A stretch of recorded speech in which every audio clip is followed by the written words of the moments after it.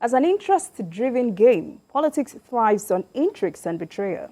Senate President Ahmad Lawan is facing the political battle of his life after his botched bid for the 2023 presidency on the platform of the All Progressives Congress, APC. Senator Lawan's attempt to secure a senatorial ticket for Yobe North has hit the rock. Senator Lawan is having problems getting Bashir Machina, his rumored placeholder, to relinquish the ticket for him. And just last week, supporters of Machina organized a solidarity rally where they have insisted that the politician will not step down for the Senate president, who has been in the National Assembly since 1999. Olabisi, to step down or not. What is the implication of this disagreement between both men for the polity? Well, let me start by saying Senate president who has been in the National Assembly since 1999, that is 23 years. So it's been there for 23 years. Well, if the other man does not step down, it means that at least for the first time in the past 23 years, Ahmad Lawan will also have to be at home and also watch the polity from the sideline. Yeah, and from the way things look like, I doubt if that is not going to be what he will go through this time around, because it's obvious that this fellow that has been given the ticket for the senatorial position is not willing to step down. You know, he has already written the APC national chairman and telling him that he does not intend to step down. And also his supporters have gone to see the Emma, and they've told the Emma that their leader was not, that is who they want.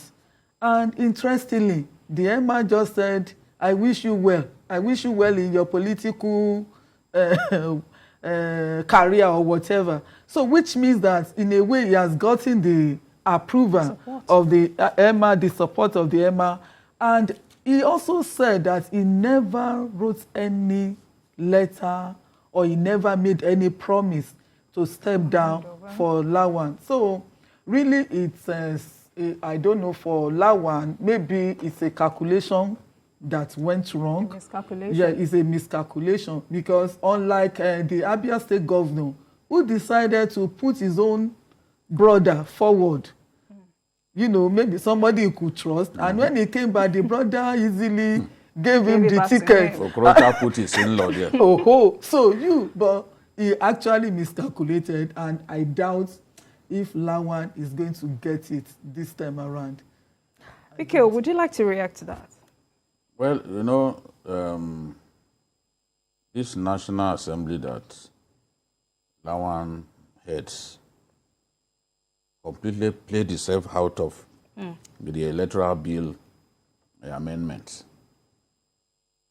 I imagine a situation in which none of those lawmakers could vote in the last primary elections of the party, right from even the world level, because they shut themselves out.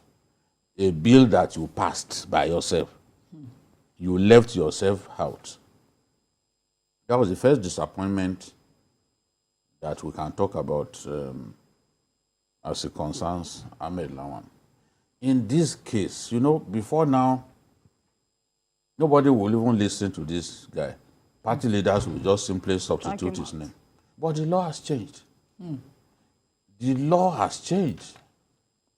The amendment to the law means that he has to write a withdrawal letter and has to deliver that withdrawal letter by himself. No party can do any substitution except if it was induced by sudden death or even withdrawal of an aspirant. And when that happens, you must organize a fresh primary. So if Machina bows to pressure, within 14 days, a primary election has to be, a fresh primary election has to be held, which will allow the Senate president to take part in. If you recall what happened in Bauchi, the governor took the thing back from his aide and then contested a fresh primary, which he won. Yes. In this case now, if this fellow refuses to withdraw, there's nothing, absolutely nothing anybody can do about it. You can't take that ticket from him. He already has it. The way by which you can take it has already been spelled out in the law. You can't take it from him by force as they used to do back then.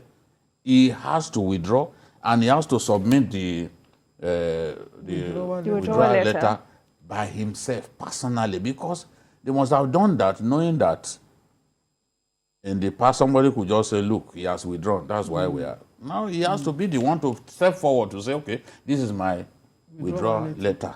So the National Assembly introduced some elements to the law, some of them very good, but they ended up shooting themselves in the foot by not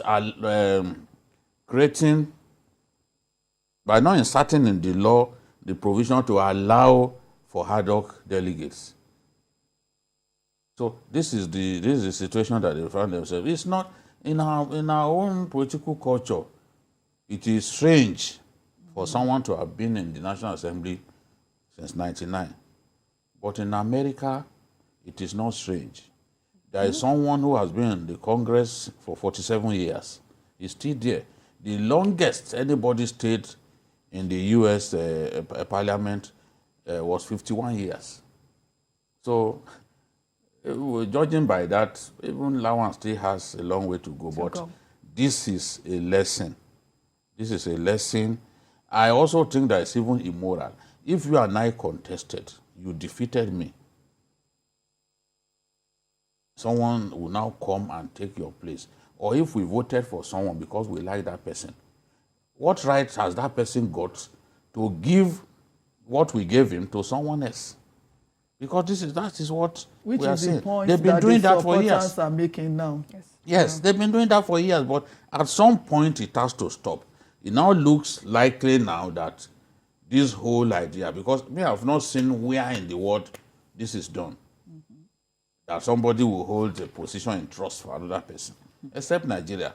Maybe this will now be the trigger for them to look at that law and amend it so that this sort of thing does not happen again. But it makes no sense for someone to win, for the people to vote for an individual, and for that individual to simply step out of contention for someone else to take his place. It's immoral.